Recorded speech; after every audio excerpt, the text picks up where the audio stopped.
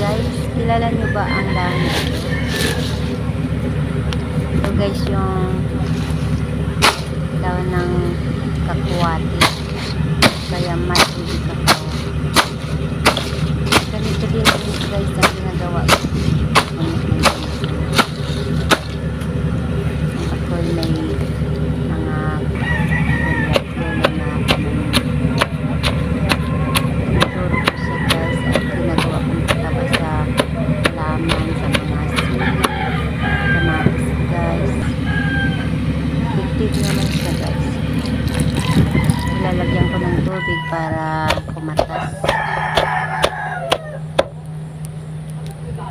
Pero ito guys, hindi ko ito ilalagay sa aking halaman. Ito guys ay panggagamot ko dun sa dito sa alaga kong aso kasi nahawaan ng galis yung aso ng kapitbahay. Kawawa naman siya. 2 aso guys ang hawaan, kaya kailangan gagamutin ko nito. Ayan, tumakapos na guys. Medyo hirap lang akong mag-vlog nito kasi ang isa kong kamay may hawak na cellphone. Ayan o.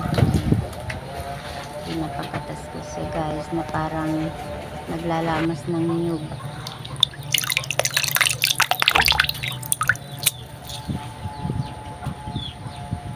Marami itong ginawa ko guys kasi 2 araw kong panggagamit sa 2 aso na alaga ko.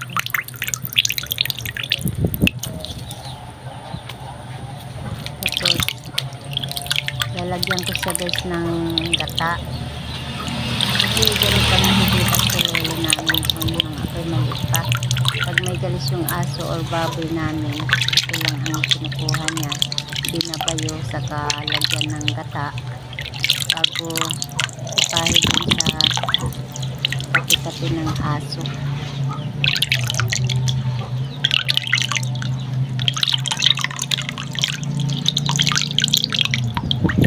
Yan.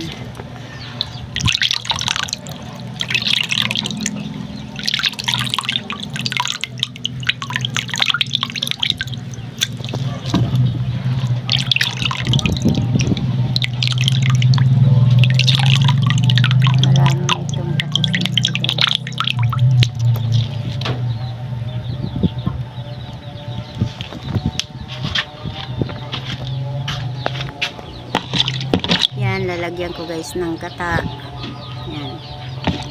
Buong isang nyo guys ang nilagay ko. Para yung balat ng aso ay hindi naman tutuyo na ano. Pag may gata, mas okay.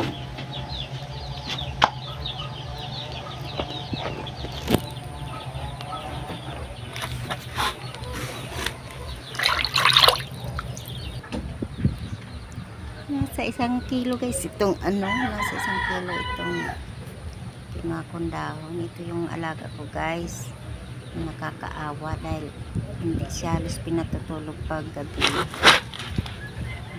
Kamot ng kamot,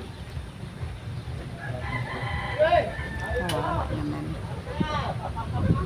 Ayan pinatay na saka yung paa, katawan niya guys, sumitod na wala naman galis.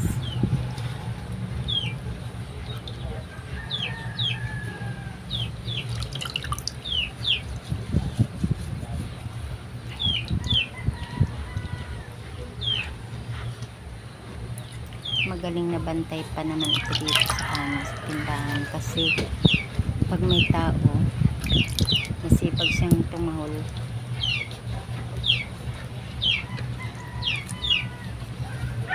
Ito guys yung ano, yung asong may lahi pero hindi ko alam kung anong lahi siya.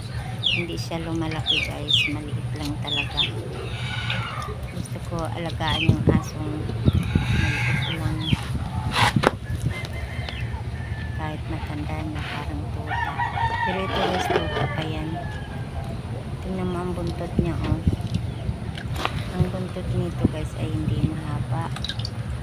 Ang ganyan lang talaga ang buntot na parang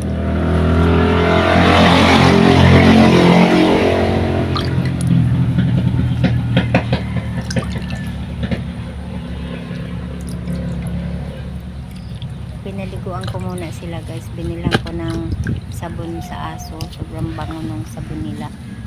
Kinuskus ko ng 2 beses.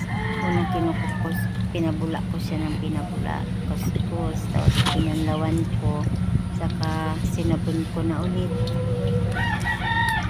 Bago ko siya aplasan ng ganito, yung katas ng Madre de Cacao or Cacahuate.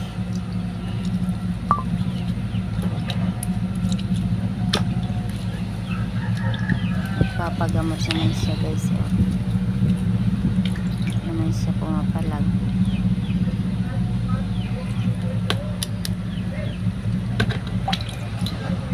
Bumili kasi ako guys nung tabletes para sa galis ng aso, wala naman po.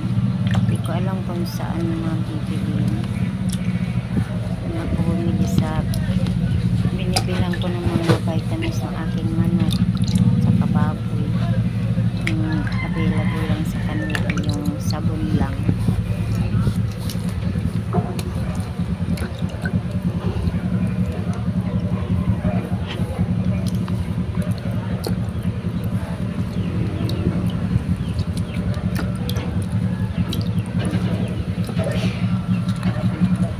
Tatapon sa loob yung